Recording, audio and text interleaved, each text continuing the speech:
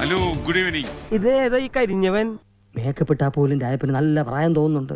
ചുളിവും വീണിട്ടുണ്ട്. നിങ്ങൾക്കറിയുന്ന പോലെ PV Anwar Nilambur MLA എന്നുള്ള ആ സംഭവം അവസാനിപ്പിച്ചു. അങ്ങനെ ആകെ ഉണ്ടായിരുന്ന ഒരു പിടിവള്ളിയും പോയി. എനിക്ക് പ്രാന്ത് പിടിക്കുന്നടാ. അതെനിക്ക് മനസ്സിലായി. ഇതൊക്കെ ഫിറ്റ് ചെയ്ത് വന്നപ്പോഴേ നവരസങ്ങളുമായി ഞാൻ വീണ്ടും തെരുവിലേക്ക് ഇറങ്ങേണ്ടി വരുമോ എന്ന് എന്റെ പേടി. ഗോപാല, എനിക്കൊരു മാർഗം പറഞ്ഞു തരണം. നീ ബുദ്ധിമാനല്ലേ? മുതലാളി, ലോകത്തിന്ന് വരെ ആരും കാണിച്ചിട്ടില്ലാത്ത ഒരു തറവേല ഞാനിപ്പോ ഇവിടെ കാണിക്കാൻ പോവാണ്. കൂടെ നിന്നോണം. നീ വേഗം കാണിക്കേ. എന്നാ കണ്ടോ. 2024 ഒക്ടോബർ 16 ഇസ്രയേൽ ഹമാസ് യുദ്ധം 1 വർഷവും 9 ദിവസവും പിന്നിട്ട പകൽ.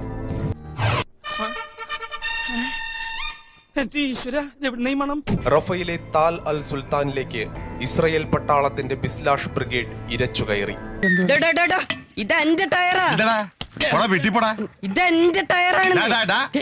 രക്ഷപ്പെടാൻ ശ്രമിക്കുന്ന ഒരു സംഘം ഹമാസ് പ്രവർത്തകരായിരുന്നു അവരുടെ ലക്ഷ്യം. ഞാനൊന്ന് പറഞ്ഞോട്ടെ. അപ്പൊ നമ്മുടെ കൂടെ നടക്കുന്ന ജനങ്ങളൊക്കെ എന്തു പറയുന്നു? തനിക്കൊരു വിചാരമുണ്ട്, മലബാർ ബെൽറ്റിൽ എനിക്ക് വേണ്ടി കാര്യങ്ങൾ നടത്താൻ താൻ ഒരുത്തനേ ഉള്ളൂ എന്ന്. കൊടിയേറി മക്കളെ അങ്ങോട്ട് നോക്കണം. ഇനിയൊരു പുതിയ മുഖം, പുതിയ മുഖം, ഇനിയൊരു പുതിയ മുഖം. എന്താണ് ഇത്? കൊല വഴിപ്പിക്കാൻ ചാക്കി കെട്ടി വെച്ചിരിക്കുന്ന ഉമ്മച്ച കേക്ക്. കൂട്ടത്തിൽ 3 പേരെ പട്ടാളം വെടിവെച്ചു വീഴ്ത്തി. ഒരാൾ സമീപത്തെ പൊട്ടിപ്പൊളിഞ്ഞ കെട്ടിടത്തിൽ അഭയം തേടി. ഇസ്രായേലിന്റെ ഡ്രോൺ അയാൾക്കായി പരതി. ക്ഷീണിച്ചവശനായി കിടന്ന ഹമാസ് പ്രവർത്തകൻ കാണിച്ച അമ്മച്ചാണ് ഇടിച്ചിന്റെ കൂമ്പളിക്കളെ. എനിക്കൊരു കാര്യം സംസാരിക്കാനുണ്ട്. ഇസ്രായേലിന്റെ ഡ്രോൺ അയാൾക്കായി പരതി. ക്ഷീണിച്ചവശനായി കിടന്ന ഹമാസ് പ്രവർത്തകൻ കയ്യിൽ കിട്ടിയതെന്തോ ഡ്രോണിന് നേരെ എറിഞ്ഞു. ഈ ഡയലോഗ് ക്ഷീണിച്ചവശനായി കിടന്ന ഹമാസ് പ്രവർത്തകൻ കയ്യിൽ കിട്ടിയതെന്തോ ഡ്രോണിന് നേരെ എറിഞ്ഞു. എന്നാലും അതല്ലല്ലോ, എവിടെയോ വെച്ച കണ്ട പരിചയമുണ്ട്. അറബ് പബ്ലിക്കിനിടയിൽ യഹ്യ സിൻവാർ, പ്രത്യേകിച്ച് അദ്ദേഹത്തിൻ്റെ ഏറ്റവും അവസാനത്തെ നിമിഷത്തിൽ അദ്ദേഹത്തിൻ്റെ കയ്യിലുള്ള ആയുധം എന്താണ്? കയ്യിൽ കിട്ടിയതെന്തോ ഡ്രോണിന് നേരെ എറിഞ്ഞു.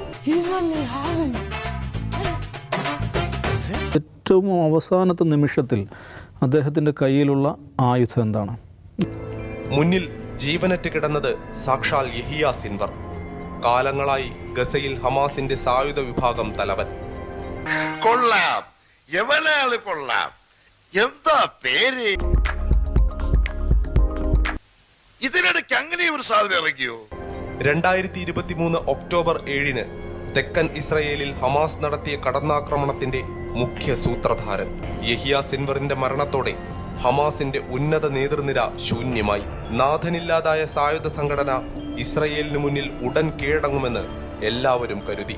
പക്ഷേ ഒന്നും സംഭവിച്ചില്ല.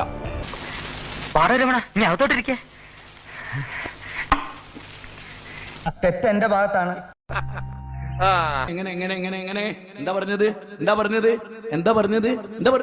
എങ്ങനെയെങ്കിലും ചേട്ടൻ പറഞ്ഞാ നീ പറയോ? പറയും. ചേട്ടൻ പറ. എന്തോ പറയാനാ?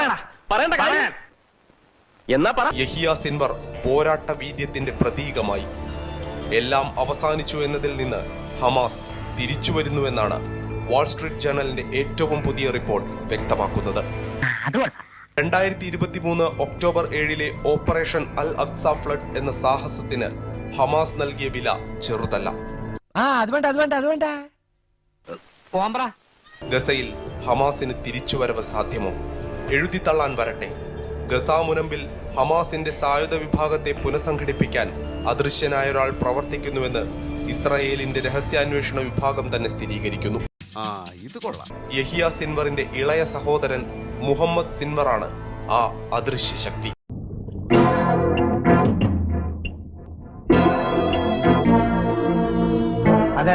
യഹിയ സിൻവറും കൊല്ലപ്പെട്ടതോടെ ഇനി എന്ത് എന്നതായി ചോദ്യം. അതിനുള്ള മറുപടിയായാണ് മുഹമ്മദ് സിൻവർ എന്ന പേര് ഉയർന്നു വരുന്നത്.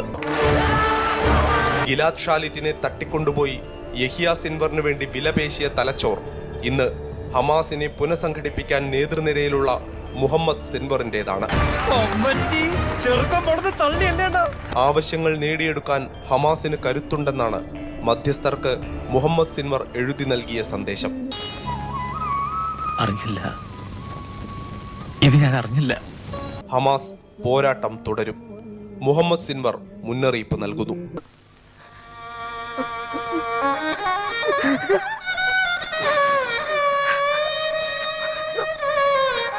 നോക്കച്ച എന്തൊരു ചേർച്ച, ഒരമ്മ പെറ്റ ആളിയന്മാരാണെന്നേ പറയൂ. വീണ്ടും കാണാം. ചൂള ചായ്ക്കാം. അഭിവാദ്യങ്ങൾ.